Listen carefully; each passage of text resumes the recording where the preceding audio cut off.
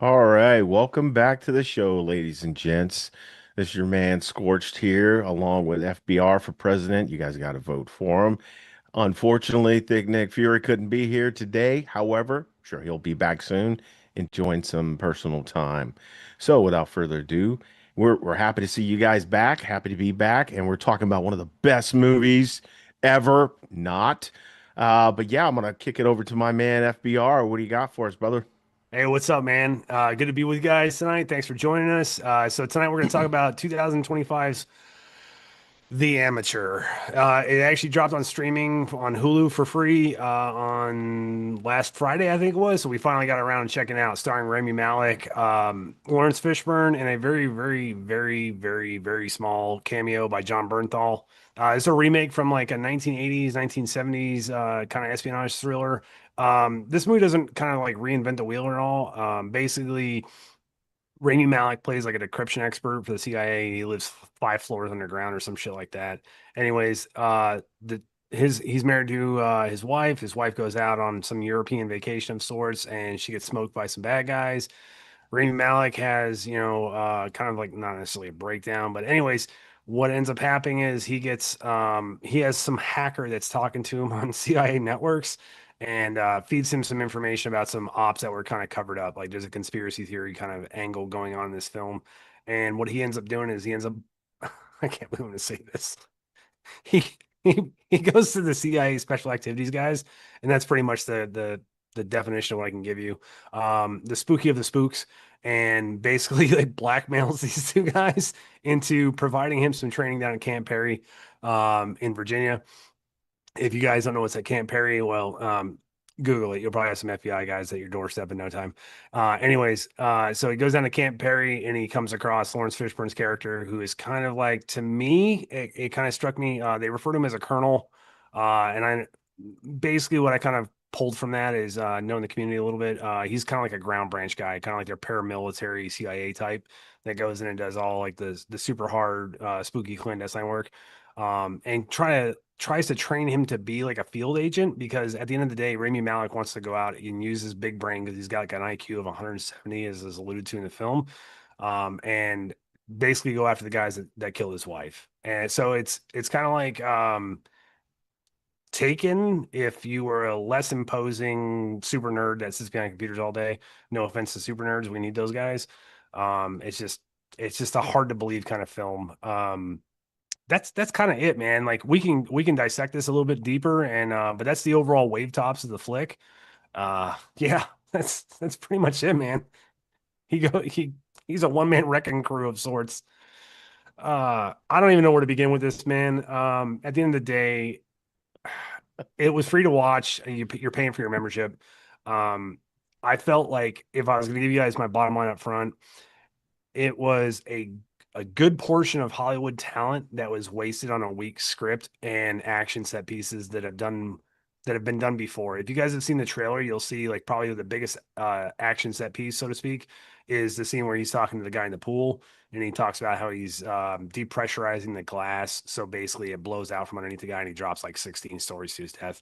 Anyone who's seen The Mechanic 2, you'll know that happens in like the first 10 minutes, and that's a Statham sequel that nobody really needed. But like, hey, that scene was pretty dope in that flick. This just seems kind of like they were grabbing at movies that had like cool action set pieces and they just smashed it all together. I didn't buy Remy Malik in this role. I'm actually a huge fan of his and Lawrence Fishburne.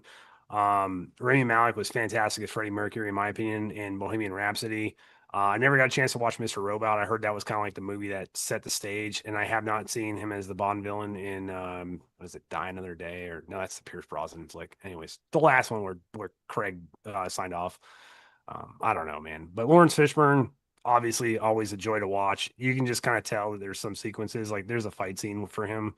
Um, the man is getting up there in age, man. Like I'm not going to spar with nobody in a Hollywood film at my age, and I'm only damn 45 years old, but I'm all kinds of busted the fuck up.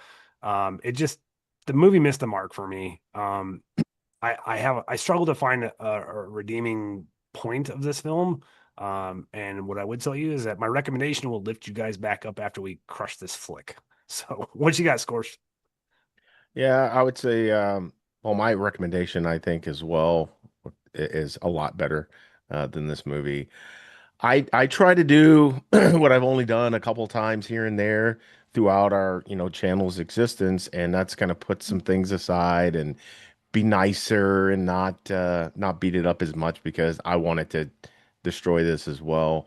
So I kind of liked it a little, but yeah, it was completely unbelievable. And we were talking a little earlier, like if you're gonna kind of present something as being close to reality, then you run the risk of people giving you Yeah. a true check on that, which is what I really, really, really want to do, but I won't. I'm not a big fan of the main character. Was it Remy Malik or Yeah, Rennie yeah?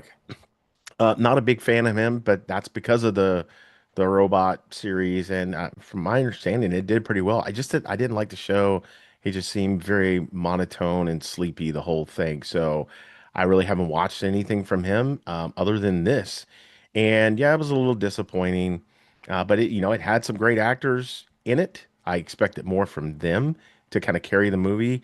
And to be honest, I mean, Fishburne kind of carried it for the time that he was in it, Yeah. but it wasn't enough to sell it as like, hey, this is a 3 or 4 out of 5 stars type movie. It was maybe like a 2.5 at best out of 5. It was okay. It was just they took everything too far. They threw too many things together. And like you said, they took a guy who was super smart, big into computers, um, cyber, that was his thing, and he spent what seemed to be 3 days at this training, and then somehow within that 3 days he was smart enough to get out without anybody detecting him from this through the laundry truck or something. And next thing you know, he's traveling the world and killing all these people who were associated with the death of his wife, trying to get to the final guy. And then, spoiler alert, he doesn't even kill the final guy. So you're just left with, like, really, what happened Yeah. here? And in this day and age, especially since this is not like an older movie, it's new or newer, right? 2025 movie. You expect that you're going to start introducing like cyber and people traveling and things like this. How is the guy able to travel to different countries, even though he's got a little cyber background? He's super smart, and there's no indications. There's nobody like, oh, you know what? We know he's probably going to X, Y, and Z country. Let's make sure we contact them and our guys out there, and they're looking for him at the airports, right? Looking for him at the train station, so forth and so on. Like he would have been rolled up if this is reality based. He would have been rolled up way sooner, I would offer, before he even left the state, let alone the country. Yeah. But yeah, he ends up doing a little more than a guy with 3 days worth of, we'll call it tactical training, espionage training or That's whatever. loose. Yeah, they're like, I will give them this though. They did capitalize on it. He even said as much. They capitalize on his strong suits, the cyber stuff, being smart, how to put things together. And he was making, these IEDs and stuff, and they tied that in, I think, well with him being able to use the cyber piece to then make, some hasty explosives and use that to his advantage to like escape from some things. So there was that little bit I think that played fairly well given the totality of the movie. Yeah. But yeah, other than that, and making him like, hey, he can't shoot, and then he says, yeah, I can't shoot, I can't make that shot. You don't know how good of a shot I am, and he's got to be essentially 3 feet off a target to hit something with a pistol. Yeah. So, and they stuck to that. So at least they didn't go from when he got the training like I can't shoot from anywhere but 7 meters to then he's making mile and a half shots with a pistol or something. So I'll give him kudos on that. And then, the actors in it. Bernthal, though, didn't need to be in there. It's kind of like Ballerina, where Yeah. they had Keanu and they didn't need him in there as John Wick because it was just so short-lived and it didn't make sense. Same thing with Bernthal in here. It was I agree. disappointing. Yeah. So they could have done better there, I think. Yeah. If so, there's like 3 points that I kind of want to make when I'm as we're talking about this. And first of all, like what I hate is I hate piss poor writing. So the original came out in 1981. It is actually based on a book. So Yep. back then, cell phones, technology, surveillance tracking, all that kind of stuff was a little bit more physical in the physical world, meaning like you'd have to have like real people following you instead of like relying on, cameras and all this other stuff that you have to be concerned with nowadays. The one thing that I didn't care for, and a lot of films are their writing requires a certain aspect to happen, an action, or something to carry the plot forward. Usually it's kind of referred to in like layman's terms as like a MacGuffin, like this item or article or event that continuously happens that kind of just pushes the plot along. The thing that I couldn't stand about this film is that the MacGuffin in this film was just rinse and repeat over and over again as he works through like the four-man crew. Yeah. Um, it is no shit. He escapes the CIA, and he goes on the run. And keep in mind, the CIA has actually built him all this stuff, so they should easily be able to track it, but they can't. So he's got his fake passport and all this stuff, and they're just like, oh, he scanned it in. The dude's got an IQ of 170. The movie makes a point to actually articulate that, and then they're just like, why would somebody like him make such a stupid, brazen mistake? As he's trying to like chase after the bad guys. So we'll leave that one on the shelf because there's no explaining it because it's fucking stupid. Um, but the MacGuffin of the film is that every time he tracks one of these guys, right? So he gets the phone, he exploits the phone on his laptop using some whiz bang tool or some shit like that. That obviously he still has access to. I'm assuming he didn't just get this shit off the shelf. On the commercial side, he probably is still accessing like CIA systems or something like that. Yeah, I think they even And had him logging in to, right? You're and just like, like, man, really, you're they not didn't really shut his thinking this access shit out down. very well, right? Someone didn't do their cyber awareness challenge. I'm just saying. Yeah. So he goes from like, finds the bad guy's phone, tracks the bad guy's phone, and then he gets this. The first one is the female assassin out of the four-man group. And basically she's in this like oxygen deprivation tank where she's kind of like working out or stressing her lungs or something like that. And then he bought these flowers and basically uses the shit, what's it called? The pollen Yeah. to agitate her No, she had a pollen alcohol allergy. I think she allergy, was seeing right? her docs So and I'm getting not treatment. is that what it was? Okay. So Yeah. he basically puts that into the air filter system and she starts to choke out. And then but what ends up happening is like he has inserted himself into this environment. He's wearing a lab coat, so he's trying to blend in with the noise. And then he traps her and starts basically like torturing her in order to get information out. And not one time has this dude thought about extraction protocols or anything else. Like what happens if shit goes south? Because shit goes south immediately for him. And it just shows like to quote the title, his amateur style of like, using his skills in the outside world, which he has next to none of. Um, anyways, shit goes south. She chokes, and then he grabs her phone and makes a run for it. And once again, it's leapfrogging. I got a phone. I'm gonna track the next bad guy, and I'm gonna set up like this jigsaw like trap. For some ungodly reason. Like if this was like the movie Munich, he would just blow up a phone or something like that and just kill everybody. But it's not, man, because of course he's got to try to interrogate people. And that leads you to like the third guy, I think, and that's when he triggers or he sets Oh, and a the laser tripwire on the arm shipment that this guy is purchasing. And so basically, when this bad guy lifts the lid, the IED is armed, and then if he lets the lid drop, he detonates. So first of all, like a couple of things, like I said, like you said, Chris, if you're operating there in under the guise of this being like a realistic film, then make it realistic because in this scene, like, and I'm no bomb guy, I'm not an EOD tech, but if the trigger is the door on the armament that you're looking at, why don't you just take the tube out and just rig the door so the pressure stays the same and then you can back away? And chances are that charge is going to blow up. So why wouldn't you just like hit the ground? Because Rami Malek even makes the joke. He's like, if you yeah. jump high enough, you'll clear the blast. Be like, fuck no, man, I'm gonna hit the ground and take my chances. You Or know like, what though on that? So I think because remembering kind of that laser setup, that was a motion detector. So I think what ended up happening once he opened it, it activated the motion, it turned the motion detector on. So any motion, even though he was kind of moving around, you know, like motion detectors, you can sure, move a little if it's tiny and slow. I think that's kind of what that was. They were selling it as because it looked like a, commercial off the shelf like motion yeah, detector you'd have in your house. And I think it was like, well, he drops that thing, it's going to sense the motion and blow. So he right. was like, yeah, if you jump far enough or whatever, you might be able to dodge it. But it didn't, yeah, it didn't sell, man. Yeah, and It, then once again, he still manages to grab the guy's phone and it takes you to the final target. And this is where my third point, and this will be my final point. Um, there's a scene where basically the bad guys get a hold of him, the big boss, and they have him on a boat, right? And they're in the waters between like Germany and Finland, if I remember correctly. Anyways, they're avoiding Finnish waters because this guy's wanted by Interpol and shit like that. And but they're still heading towards Finnish waters. It's kind of weird.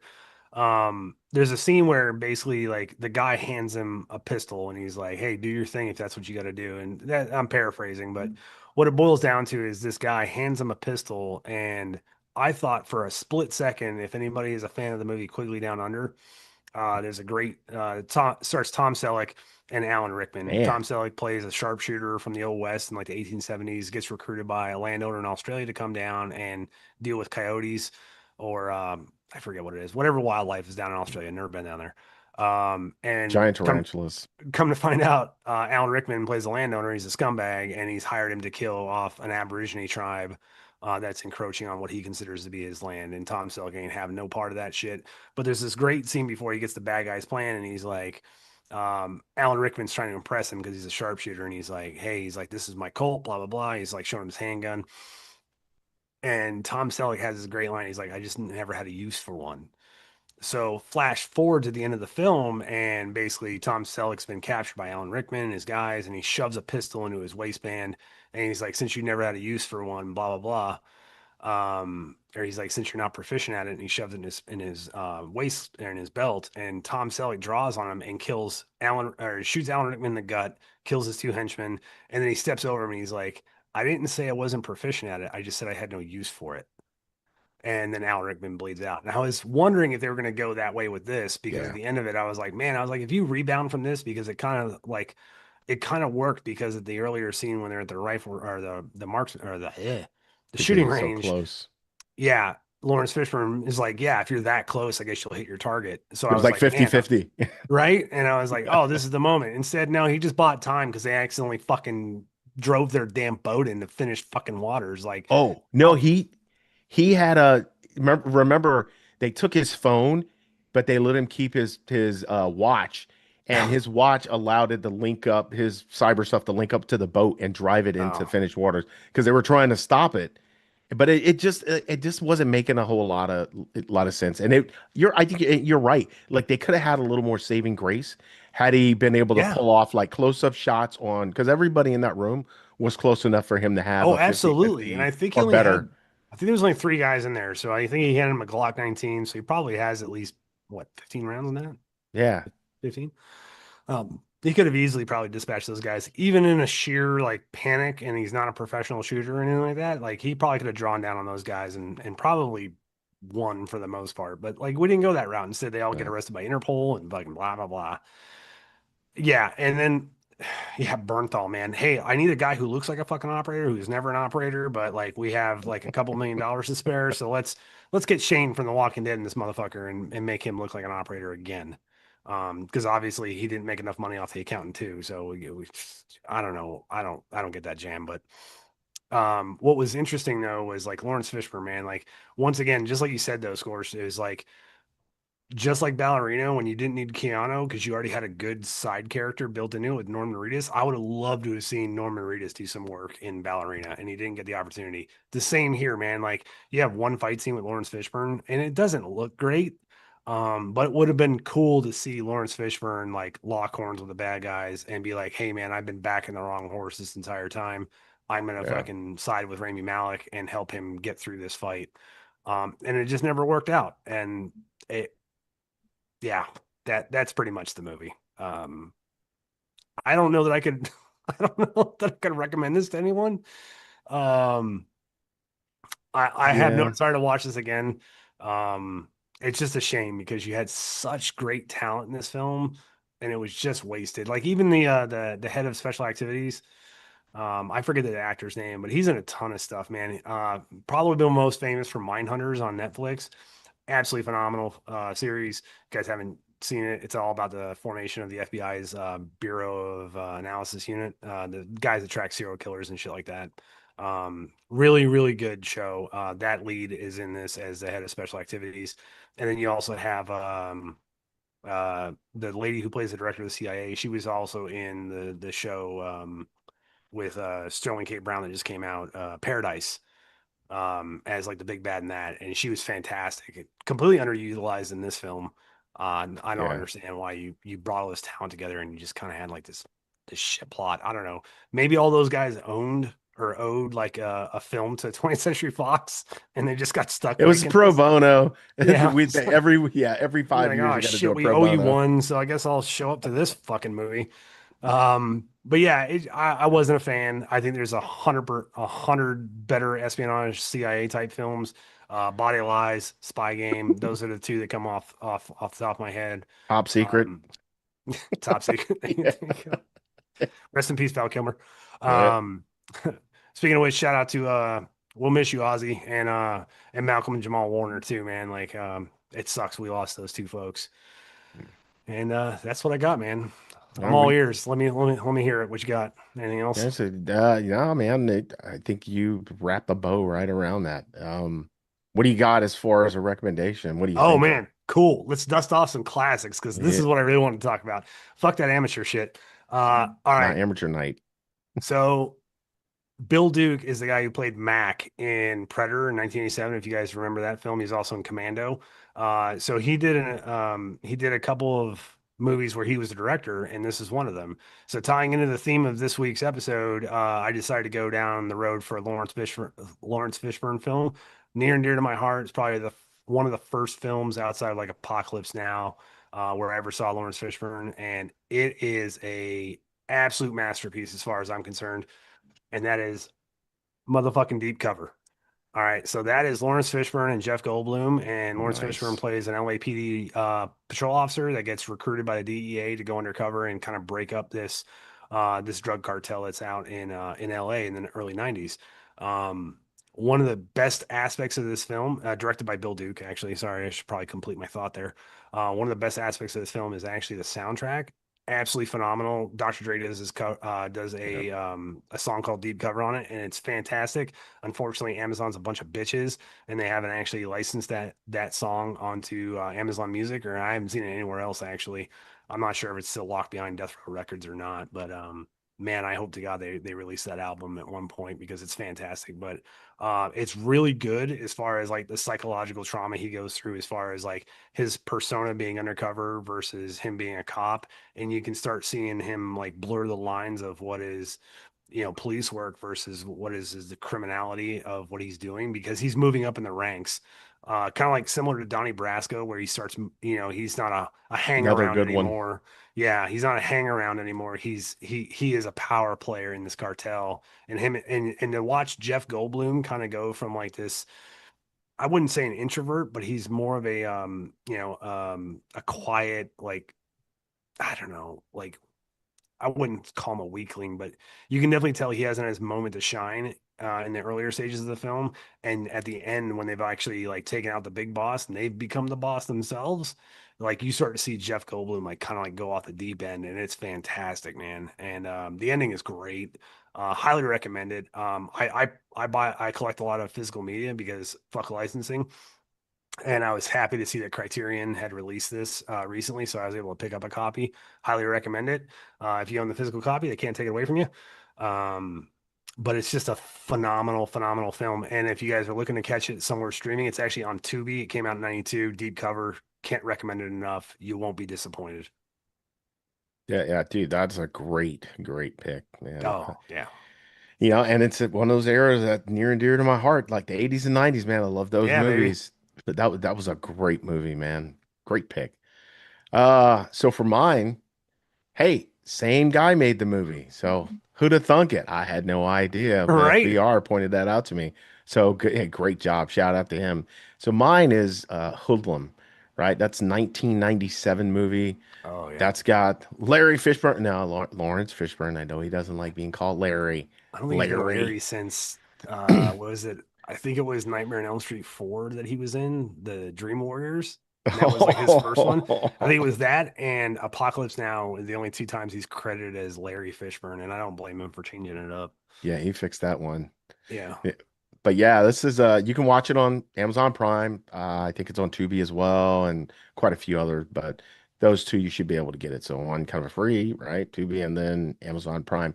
But essentially, so Hoodlum was a great movie. It was the era was like 1930s, I believe. Gangsters, right? So he was the black gangster during the time, and he was going against the likes of Lucky Luciano, who was played by Andy Garcia, Dutch Schultz, who was played by Tim Roth. They had Vanessa Williams in it, Right. Chi McBride, like Cecily Tyson. You had so many people in there, and it was just a great movie. So essentially, Lucky Luciano and mostly Dutch were trying to move in on, excuse me, Lawrence Fishburne's character, who was Bumpy Johnson. Bumpy Johnson. Yeah, man, and he did a phenomenal job in this role. So he had to make his presence known uptown.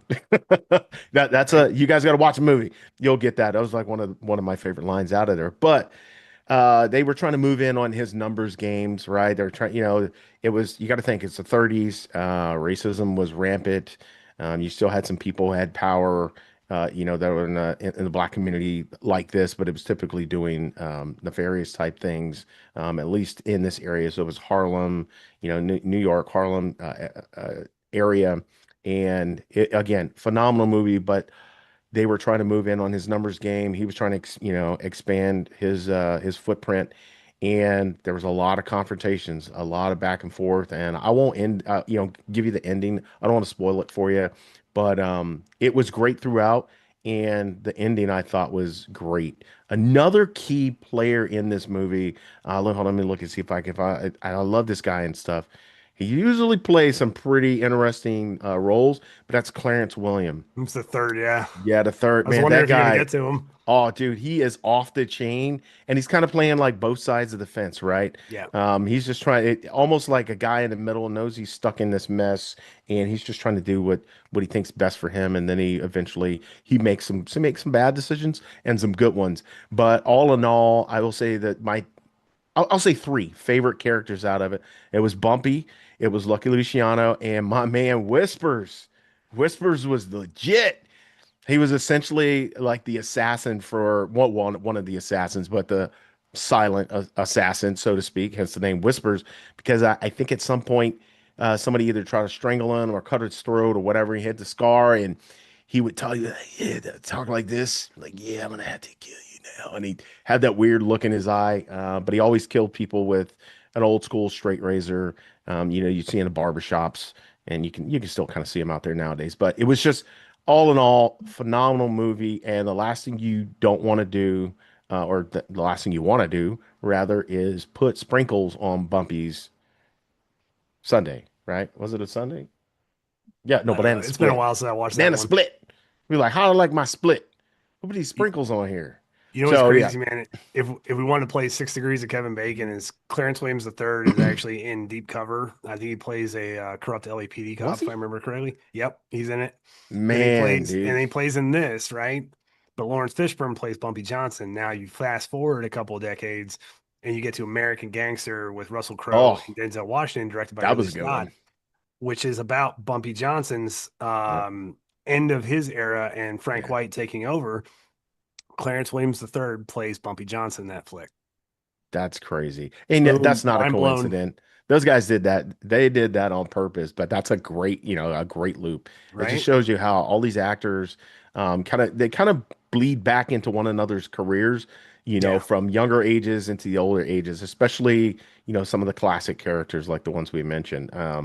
Yeah, if you guys get the chance, check it out. it's a great Queen flick. Latifah's in it. That Oh yeah, there's dude. a Oh my lot of God. people in So this good. movie. Yeah.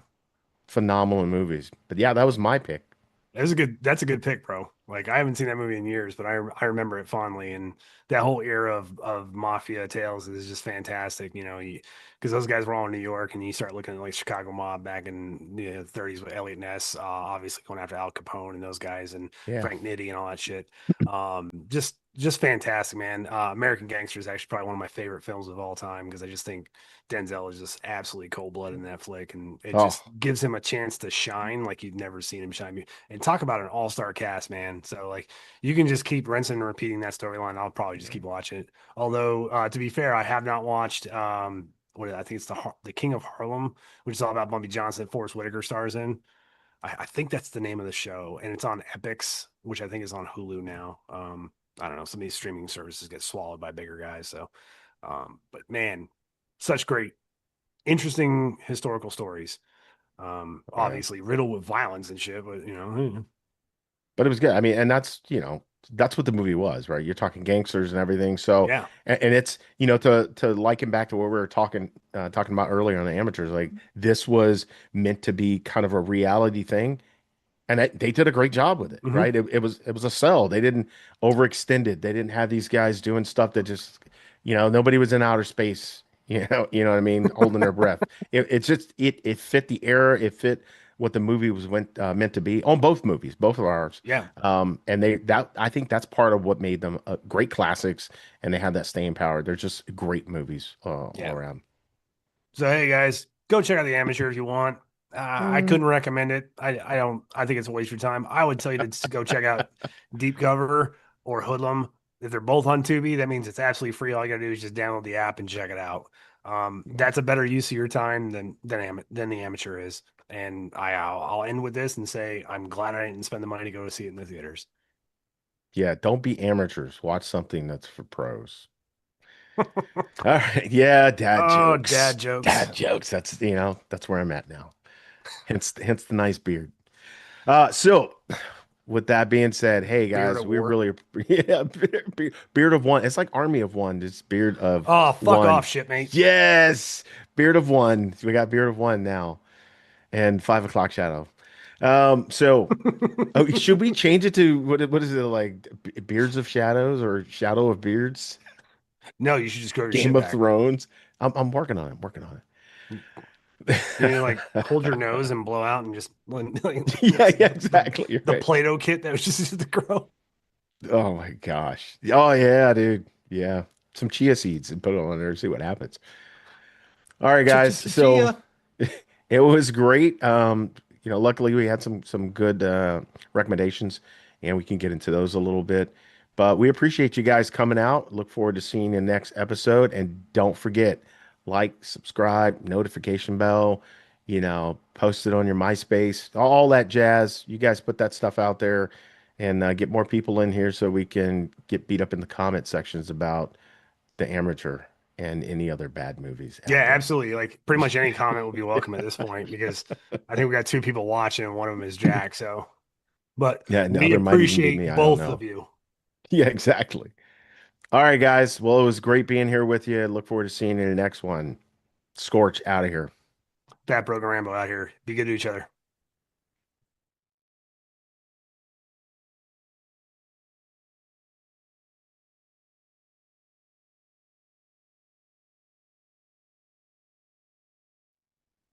Yeah,